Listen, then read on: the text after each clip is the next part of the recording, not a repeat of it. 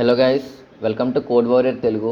ఈరోజు మనం డిస్కస్ చేయబోతున్న problem words within 2 edits of dictionary. Okay, problem చూసుకున్నట్లయితే 2 స్ట్రింగ్స్ అరేస్ అనేది ఇస్తాడనమాట. ఒకటి క్వేరీస్ అండ్ ఇంకోటి ఏమో డిక్షనరీ. ఓకే, మనకి ఏమన్నాడంటే క్వేరీస్లో ఒక్కొక్క వాల్యూస్ని మనం చేంజ్ చేసుకోవచ్చు. మ్యాక్సిమం ఎన్ని క్యారెక్టర్స్ చేంజ్ చేసుకోవచ్చు ఆ సర్టెన్ వర్డ్లని అంటే 2 క్యారెక్టర్స్ చేంజ్ చేసుకోవచ్చు. చేంజ్ చేసుకున్నాక ఆ చేంజ్ చేసుకున్న క్యారెక్టర్ అనేది డిక్షనరీలో ఏదన్నా ఉన్న ఒక వర్డ్కి ఈక్వల్ అయితే ఆ వర్డ్ని రిజల్ట్లోకి ప్లేస్ చేయమని చెప్పాడు. ఓకే, చూడండి, ఇన్పుట్ అనేది 2 స్ట్రింగ్ అరేస్ ఇచ్చాడు, అవుట్పుట్ కూడా ఒక స్ట్రింగ్ అరే రిటర్న్ చేయాలి. మనం ఒకసారి చూడండి, వర్డ్ అనే ఎలిమెంట్ ఉంది ఇక్కడ. ఇందులోనే మనం ఆర్ని రీప్లేస్ ఓతో చేసామనుకో ఈ వుడ్ అనే వర్డ్కి ఈక్వల్ అవుతుంది. ఓకే, సో ఇది వ్యాలిడ్ అనమాట. దీన్ని రిజల్ట్లో పుష్ చేసుకో. ఓకే, నెక్స్ట్ నోట్ అనేది ఉంది. ఈ నోట్లోని ఎన్ఏటిఈ బదులు జేకే ప్లేస్ చేసుకున్నాం అనుకో ఈ వర్డ్కి ఈక్వల్ అవుతుంది. సో ఇది కూడా వ్యాలిడే, ప్లేస్ చేసుకో. నెక్స్ట్ ఇందులో మనం ఏది ప్లేస్ చేసుకున్నా సరే ఇందులో ఉన్న ఎలిమెంట్స్కి ఈక్వల్ అవ్వదు. ఒకవేళ ఈక్వల్ అయినా ఇంకా గ్రేటర్ వాల్యూ అయిపోతుంది. 2 టైమ్స్ కాకుండా ఇంకా ఎక్కువ సార్లు మార్చాలన్నమాట వాల్యూస్ అనేవి. సో ఇది చూసుకున్నట్టయితే ఆల్రెడీ ఇందులో ఉంది వాల్యూ, సో ఇది వ్యాలిడ్ అనమాట.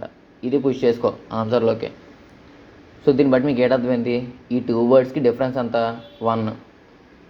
Less than or equal to 2 ఉంటే అది వ్యాలిడ్, గ్రేటర్ దెన్ 2 ఉంటే అది ఇన్వాలిడ్.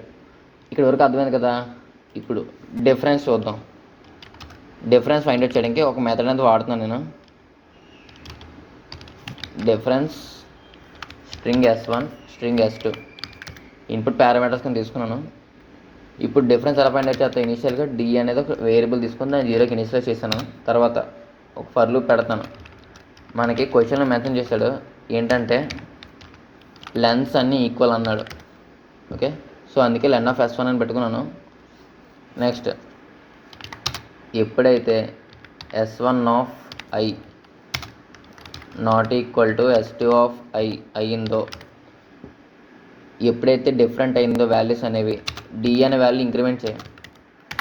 ఓకే, ఇఫ్ ఒకవేళ డి అనే వాల్యూ 2 కన్నా గ్రేటర్ దెన్ అయితే అది ఇన్వాలిడ్ కదా. సో రిటర్న్ ఫాల్స్ చేసే.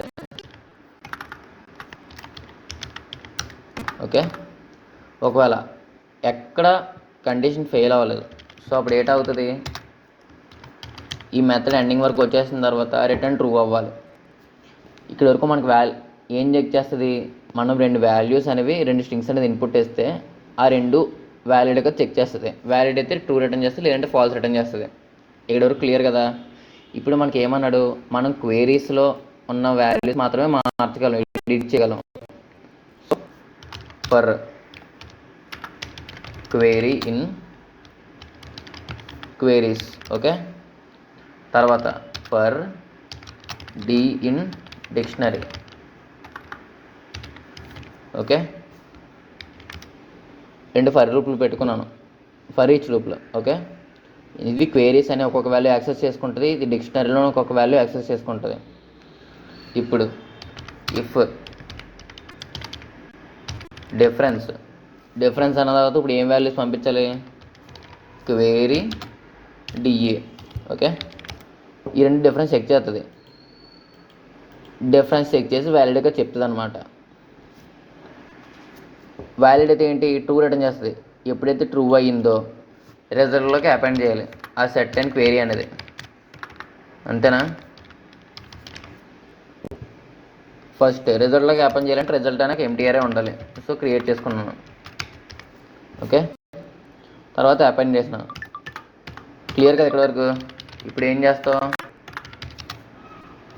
రిజల్ట్ అనేది రిటర్న్ చేస్తాం. ఇది మనకి సింపుల్గా అర్థం అవడానికి లాజిక్ అనమాట. సబ్మిట్ చేస్తున్నాను. ఇక్కడ ఇంకొక సింపుల్ వే కూడా చెప్తాను చూడండి, పైథాన్లో ఇంకా ఈజీగా ఎలా చేయాలనేది. సంథింగ్ ఇక్కడ ఏదో మిస్ అయింది, సారీ. అయ్యే బ్రేక్ పెట్టుకోవాలి ఇక్కడ. సబ్మిట్ చేస్తున్నాను. ఓకే, ఇది వర్క్ అయింది. ఇది ఈజీ సొల్యూషన్ అనమాట. ఇంకా ఈజీగా ఎలా చేయాలో అంటే ఇప్పుడు ఈ మెథడ్ అంతా ఉంది కదా, ఈ మెథడ్ అంతా కాకుండా సింపుల్గా ఒకటే లైన్లో చెప్తాను చూడండి. ఇక్కడ వాల్యూ అనేది మారాలి. ఏంటి? సమ్ ఆఫ్ ఒకసారి చూడండి చెప్తాను. First for a comma b in zip of query comma d. ఈ జిప్ అనేది ఎప్పుడు వాడతామంటే, ఇప్పుడు చూడండి ఏబి ఒకసారి చూడండి చెప్తాను.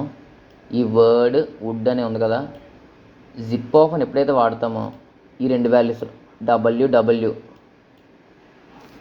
ఒక లిస్ట్ కింద ఫామ్ అవుతాయి. ఈ OO third letter RO DD. Okay, ఇవి రెండు కంబైన్ అయిపోయి ఏబి కింద రిటర్న్ చేస్తుంది ఒక ఫర్ ఈచ్ లూప్లోని. ఓకేనా, అర్థమైంది అనుకుంటున్నాను. సో రిటర్న్ చేసింది కదా, ఇప్పుడు మనం ఏమి చెక్ చేయాలి? If A not equal to be అంటే కరెంట్ లెటర్ ఇప్పుడు ఎగ్జాంపుల్ ఈ డబ్ల్యూ అనేది డబ్ల్యూతో ఈక్వల్ అయ్యిందో లేదో చెక్ చేస్తుంది. ఈక్వల్ అవ్వకపోతే డిఫరెన్స్ అనేది ఇంక్రిమెంట్ చేయాలి. 1 ఇంక్రిమెంట్ చేయాలి కదా, సమ్మేషన్ పెట్టు మొత్తానికి. ఓకే, ఇప్పుడు ఈ సమ్మేషన్ వాల్యూ ఏంటి అవ్వాలి? Less than or equal to 2 అవ్వాలి.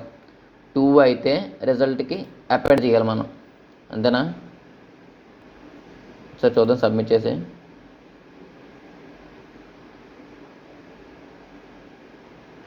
సో అది గైస్, కంటెంట్ నచ్చితే లైక్ అండ్ షేర్ చేయండి. ఇంకా ఇప్పటివరకు ఛానల్ ఫాలో అవ్వాలన్నట్టయితే ఛానల్ ఇప్పుడే ఫాలో చేయండి. రోజు daily LeetCode and GFG problems solutions link వస్తుంది. కాకపోతే ఈరోజు ఎగ్జామ్ ఉండడం వల్ల నిన్న వీడియో అప్లోడ్ చేయలేదు అనమాట. కానీ ఈరోజు నుంచి డైలీ పక్కా కన్సిస్టెంట్గా వీడియోస్ అప్లోడ్ చేస్తాను.